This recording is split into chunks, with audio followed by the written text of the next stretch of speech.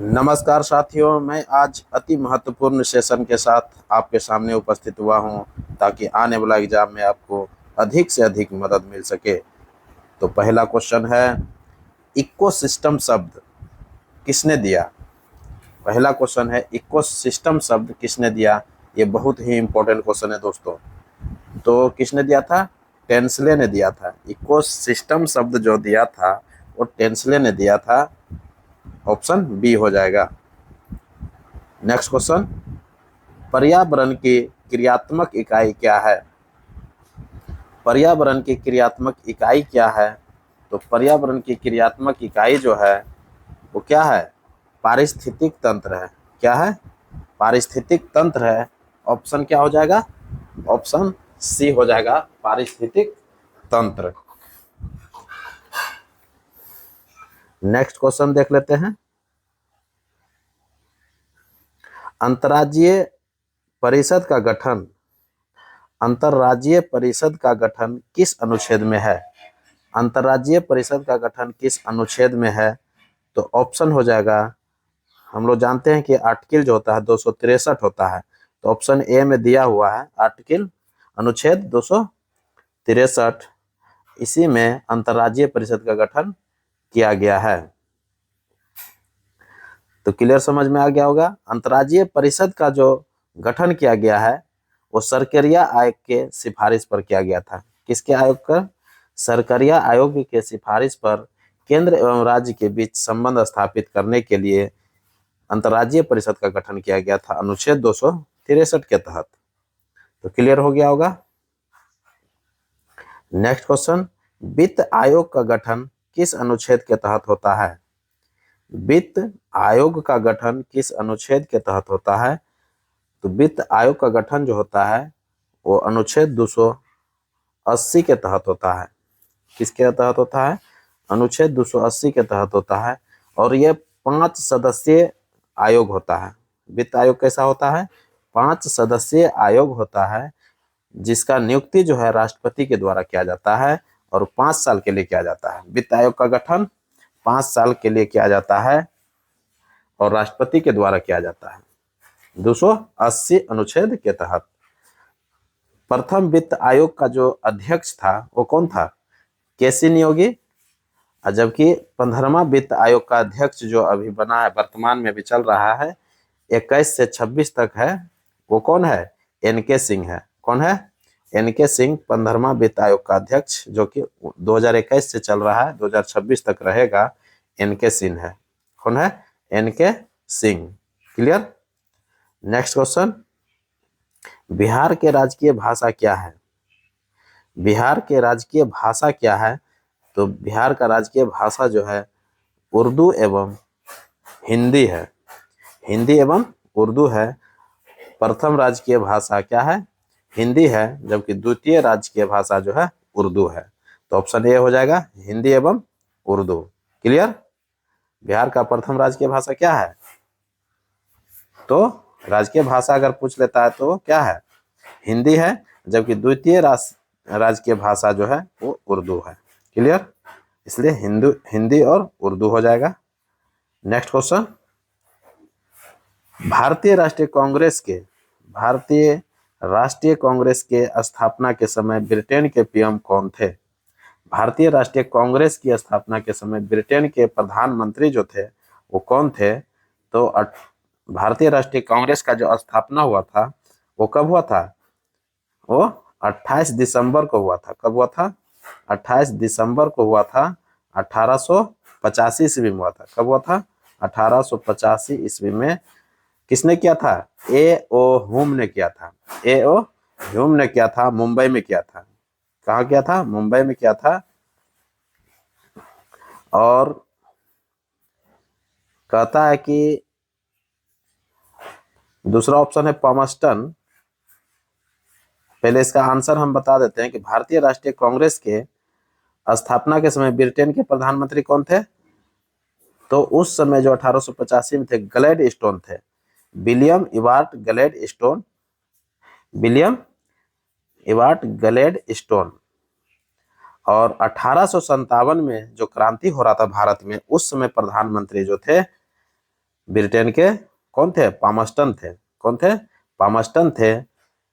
जब द्वितीय विश्व युद्ध चल रहा था, द्वितीय वर्ल्ड वार जब चल रहा था, तो उस समय जो ब्रिटेन के पीएम थे वो विंस्टन चर्चिल थे, ध्यान में रखिएगा।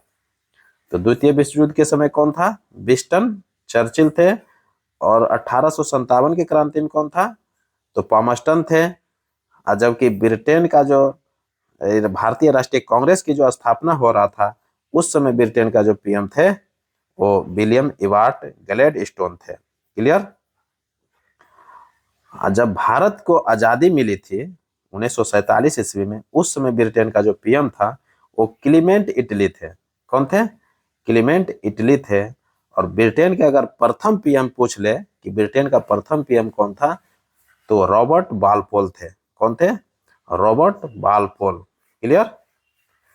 नेक्स्ट क्वेश्चन, भारतीय राष्ट्रीय कांग्रेस की स्थापना, भारतीय राष्ट्रीय कांग्रेस की प्रथम महिला अध्यक्ष कौन थे? देखिए, प्रथम महिला अध्यक्ष पूछ लिया है।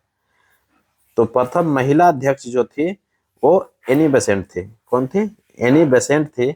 ऑप्शन ए हो जाएगा। एनी बेसेंट जो बनी थी वो कलकत्ता अधिवेशन की अध्यक्षता कर रही थी और 1917 में किया था। कब किया था? 1917 में कलकत्ता अधिवेशन हुआ था। उसमें जो है एनी बेसेंट भारतीय राष्ट्रीय कांग्रेस की प्रथम महिला अध्यक्ष के रूप में अध्यक्षता की थी। क्लियर?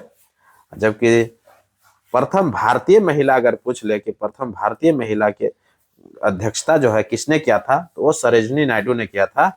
1925 ईस्वी में कानपुर में किया था और वो दूसरी महिला थी।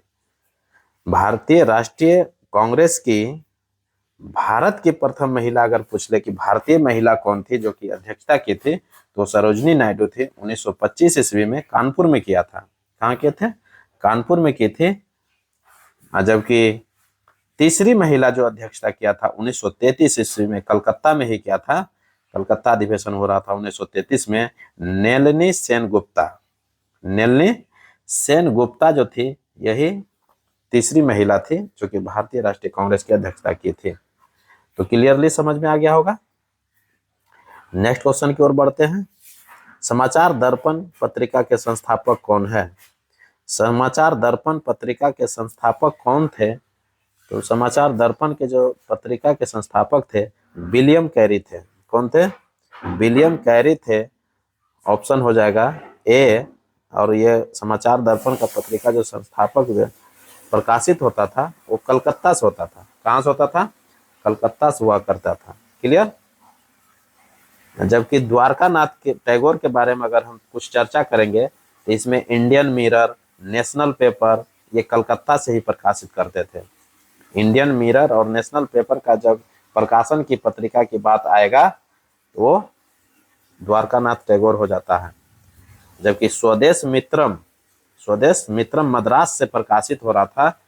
किसने किया था? जीएस अय्यर ने किया था। तो क्लियर समझ में आ गया होगा। नेक्स्ट क्वेश्चन, 1956 में भारत में कुल कितने राज्य थे? 1956 में भारत में कुल कितने राज्य थे? तो 1956 में जब पुनर्गठन भारत का जब राज्यों का पुनर्गठन हो रहा था, तो उस समय जो है भारत में जो राज्यों की संख्या थे वो कितना थे? भारत में राज्यों की संख्या 14 थे। कितना थे? 14 थे। जबकि उस समय जो केंद्र शासित प्रदेश थे कितना थे? उस समय केंद्र शासित प्रदेश 6 थे। पूछ रहा है कि कुल कितने राज्य थे? तो 14 राज्य थे। ऑप्शन ए हो जाएगा। और केंद्र शासित प्रदेश उस समय के थे? 6 केंद्र शासित प्रदेश थे। अब वर्तमान में भी जान ही रहे आप कि 28 राज्य और 8 केंद्र शासित प्रदेश है। क्लियर? जब जम्मू कश्मीर को कश्मीर से राज्य का दर्जा छीन लिया गया, कब दर्जा छीना था? अगस्त 2019 में समाप्त करके उसको 2 यूनियन टेरिटरी में बांट दिया गया, जम्मू कश्मीर और लद्दाख के रूप में। तो उस समय जो थे क्या थे? उसी समय 28 राज्य और 8 केंद्र शासित प्रदेश हो गए।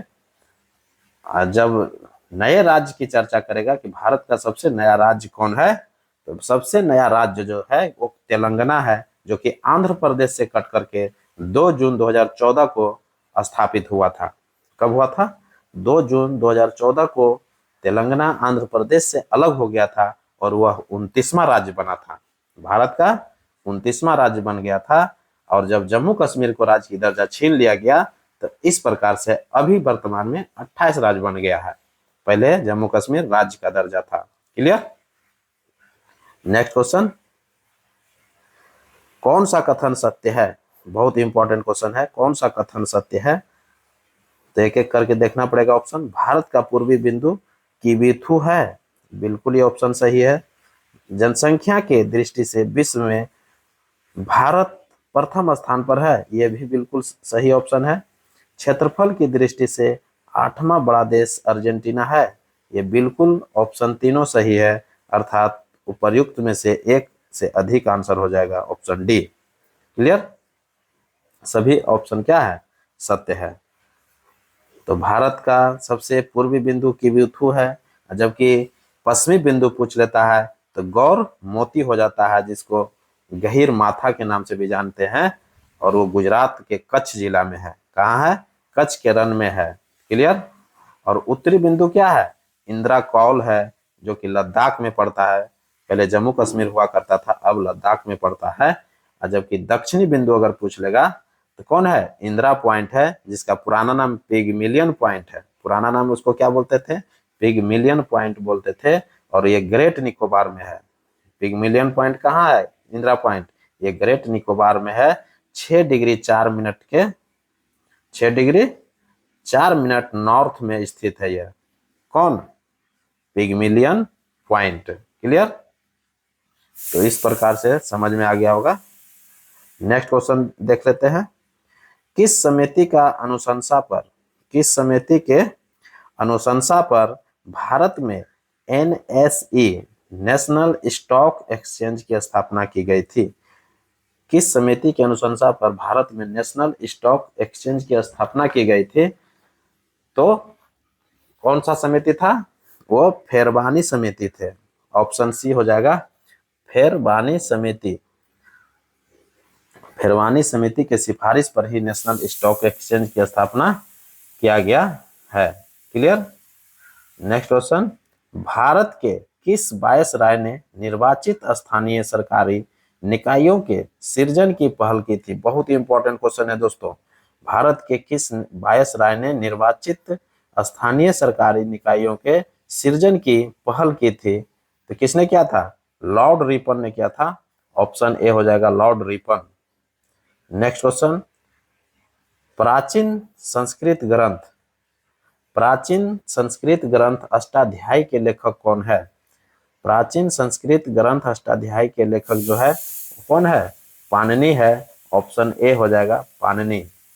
नेक्स्ट क्वेश्चन, नई रोशनी योजना, बहुत ही इंपॉर्टेंट क्वेश्चन है। नई रोशनी योजना किसके लिए प्रारंभ किया गया है? नई रोशनी योजना जो है किसके लिए प्रारंभ किया गया है? ये जो है अल्पसंख्यक, किसके लिए? अल्पसंख्यक वर्ग के महिलाओं के लिए योजना प्रारंभ किया गया है। तो ऑप्शन देख लेते हैं। ऑप्शन पिछड़ी जाति के लिए महिलाओं के लिए, अनुसूचित जनजाति महिलाओं के लिए, अनुसूचित जाति महिलाओं के लिए। ऑप्शन इसमें नहीं दिया है दोस्तों।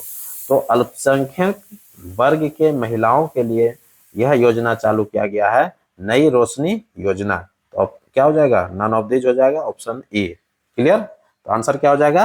अल्पसंख्यक वर्ग के महिलाओं के लिए यह योजना चालू किया गया है। कौन सा योजना? नई रोशनी योजना। क्लियर।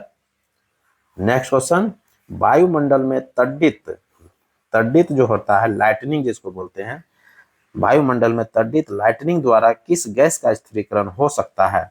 किस गैस का जो है ना स्थिरीकरण हो सकता है? तो नाइट्रोजन का हो सकता है। किसका हो सकता है? नाइट्रोजन का हो सकता है। ऑप्शन सी हो जाएगा। नेक्स्ट क्वेश्चन, भारत के अंतरिक्ष कार्यक्रम का जनक किसे माना जाता है? बहुत ही इंपॉर्टेंट क्वेश्चन है। भारत के अंतरिक्ष कार्यक्रम का जनक किसे माना जाता है? तो विक्रम साराभाई। किसको माना जाता है? विक्रम साराभाई को माना जाता है। विक्रम साराभाई, ऑप्शन बी हो जाएगा। नेक्स्ट क्वेश्चन, धनावेशित आयन को क्या कहते हैं? धनावेशित आयन को क्या कहते हैं? धनावेशित आयन जो होता है वो धनायन कहलाता है। धनावेशित आयन क्या कहलाता है? धनायन कहलाता है। धनायन को कैटायन बोलते हैं। ऑप्शन बी हो जाएगा। इंग्लिश में क्या बोलते हैं? कैटायन बोलते हैं। जबकि ऋणावेशित आयन अगर पूछ ले, यहाँ धनावेशित आयन पूछा है तो धनायन होगा, और ऋणावेशित आयन पूछ लेगा तो ऋणायन हो जाएगा, ध्यान में रखिएगा। क्लियर। नेक्स्ट क्वेश्चन, कंप्यूटर पर रिमोट लॉगिन की सुविधा कौन प्रदान करता है? कंप्यूटर पर रिमोट लॉगिन की सुविधा कौन प्रदान करता है? तो टेलनेट प्रदान करता है। कंप्यूटर पर जो ऑप्शन सी दिख रहा है टेलनेट, कंप्यूटर पर रिमोट लॉगिन की सुविधा कौन प्रदान करता है? तो टेलनेट प्रदान करता है, ऑप्शन सी हो जाएगा टेलनेट। टेलनेट की सहायता से ही रिमोट सिस्टम काम करता है। क्लियर। नेक्स्ट क्वेश्चन, भारत में कितने संगठन संयुक्त राष्ट्र के अंग हैं? बहुत ही इंपॉर्टेंट क्वेश्चन है। भारत में कितने संगठन संयुक्त राष्ट्र के अंग है? तो 26 ऐसे संगठन है जो कि संयुक्त राष्ट्र यूएनओ का क्या है? संगठन है। क्लियर। कौन खरीफ फसल नहीं है? बहुत ही इंपॉर्टेंट क्वेश्चन है दोस्तों। कौन खरीफ फसल नहीं है? तो पहले जानना पड़ेगा कि खरीफ फसल कौन कौन है। तो खरीफ फसल में जानते हैं हम लोग क्या क्या है? मक्का है, सोयाबीन है, मूंगफली है, भिंडी होता है, कपास होता है, मूंग होता है, धान होता है, गन्ना होता है। ये सभी क्या है? खरीफ फसल है। तो मक्का क्या हो गया? खरीफ फसल हो गया। सोयाबीन क्या हो गया? खरीफ फसल हो गया। मूंगफली क्या हो गया? खरीफ फसल हो गया। गेहूं जो है रबी फसल है दोस्तों। तो ऑप्शन क्या हो जाएगा? ऑप्शन सी हो जाएगा, गेहूं आंसर हो जाएगा। और ये रबी फसल है। रबी फसल में कौन कौन आता है? गेहूं आता है, जौ आता है, आलू आता है, चना आता है, अलसी आता है, सरसों आता है, मसूर आता है, मटर आता है। ये सब जो है क्या है? रबी फसल है। जबकि खरीफ फसल में भिंडी, कपास, मूंग, धान, गन्ना, मक्का, सोयाबीन, मूंगफली, ये सब जो है क्या है? खरीफ फसल है। क्लियर। नेक्स्ट क्वेश्चन, पालक में कौन सा अम्ल मौजूद होता है? पालक में कौन सा अम्ल मौजूद होता है? तो पालक में जो है ऑक्जेलिक अम्ल मौजूद होता है। ऑप्शन ए हो जाएगा ऑक्जेलिक अम्ल। क्या हो जाएगा? ऑक्जेलिक अम्ल जो है ऑप्शन ए पालक में। क्लियर। नेक्स्ट क्वेश्चन, खिलाफत आंदोलन का नेतृत्व किसने किया? खिलाफत आंदोलन का नेतृत्व किसने किया? तो खिलाफत आंदोलन जो हुआ था 1919 में हुआ था। कब हुआ था? 1919 में हुआ था। शौकत अली एवं मोहम्मद अली ने इसका नेतृत्व कर रहा था। क्लियर। शौकत अली एवं मोहम्मद अली। नेक्स्ट क्वेश्चन, कौन कार्बन का अपरूप है? कौन कार्बन का अपरूप है? तो कार्बन का जो अपरूप है हीरा एवं ग्रेफाइट होता है। कार्बन का अपरूप कौन है? हीरा एवं ग्रेफाइट। ऑप्शन ए हो जाएगा। नेक्स्ट क्वेश्चन, दुनिया का सबसे व्यस्त समुद्री मार्ग कौन है? दुनिया का सबसे व्यस्त समुद्री मार्ग कौन है? तो सबसे व्यस्त जो है वो उत्तरी अटलांटिक महासागर है। कौन है? उत्तरी अटलांटिक महासागर जो है दुनिया का सबसे व्यस्त महासागर समुद्री मार्ग है ये। ऑप्शन सी हो जाएगा। क्लियर। नेक्स्ट क्वेश्चन, भारत ने किस पंचवर्षीय योजना के दौरान मिश्रित अर्थव्यवस्था का विकल्प चुना था? देखिए बहुत ही इंपॉर्टेंट क्वेश्चन है साथियों। अभी भी भारत में पूछ लेता है कभी कभी क्वेश्चन कि भारत में कैसी अर्थव्यवस्था है, तो आंसर लेता है मिश्रित अर्थव्यवस्था है। यही मिश्रित अर्थव्यवस्था जो है किस पंचवर्षीय योजना में यह विकल्प चुन लिया गया था कि भारत में जो है कैसी अर्थव्यवस्था होनी चाहिए? मिश्रित अर्थव्यवस्था होनी चाहिए। तो ये दूसरी पंचवर्षीय योजना में चुना था। ऑप्शन ए हो जाएगा दूसरी पंचवर्षीय योजना। दूसरी पंचवर्षीय योजना जो चला था 1956 से 61 ईस्वी तक चला था। जबकि प्रथम पंचवर्षीय योजना जो चला था 1951 से 56 तक चला था। दूसरी पंचवर्षीय योजना जो है ये पीसी महालनोबिस मॉडल पर आधारित था। जबकि प्रथम पंचवर्षीय योजना जो थे हेराल्ड डॉमर मॉडल पर आधारित था। तो क्लियर समझ में आ गया होगा। दूसरी पंचवर्षीय योजना के दौरान ही भारत में मिश्रित अर्थव्यवस्था को चुन लिया था। Clear. Next question, Venkat Madhav Rigveda का टीकाकार किसके शासन काल में था? वेंकट माधव जो है ऋग्वेद का टीकाकार था। ये वेंकट माधव कहता है किसके शासन काल में था ये? तो ये प्रांतक प्रथम के शासन काल में था। प्रांतक प्रथम, ऑप्शन बी हो जाएगा। नेक्स्ट क्वेश्चन, ऋग्वेद का कौन सा भाग विश्व की उत्पत्ति का वर्णन करता है? बहुत ही इंपॉर्टेंट क्वेश्चन है दोस्तों। ऋग्वेद का कौन सा भाग विश्व की उत्पत्ति का वर्णन करता है? तो ये 10वां मंडल जो है ये विश्व की उत्पत्ति का ये वर्णन करता है। कौन? 10वां मंडल। तो clear. Next question, Isa Masih का जन्म कहां हुआ था? ईसा मसीह का जन्म कहां हुआ था? तो बैथलेहम में हुआ था।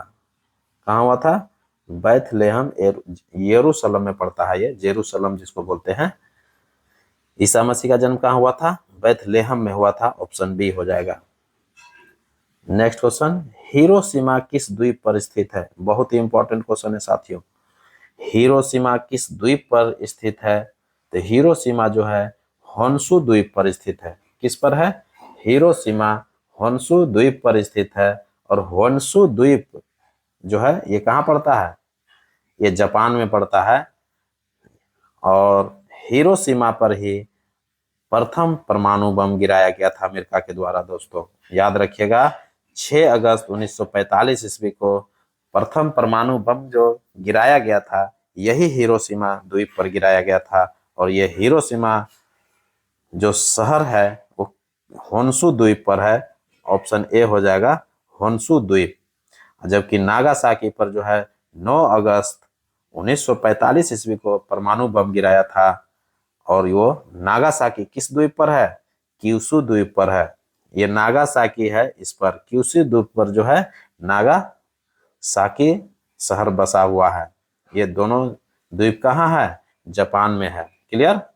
जबकि रायसीना पहाड़ी की चर्चा अगर करें तो भारत का राष्ट्रपति भवन जो है रायसीना पहाड़ी पर स्थित है दोस्तों। क्लियर। नेक्स्ट क्वेश्चन, भारत के केंद्र सरकार की प्रथम महिला मंत्री कौन थी? बहुत ही इंपॉर्टेंट क्वेश्चन है।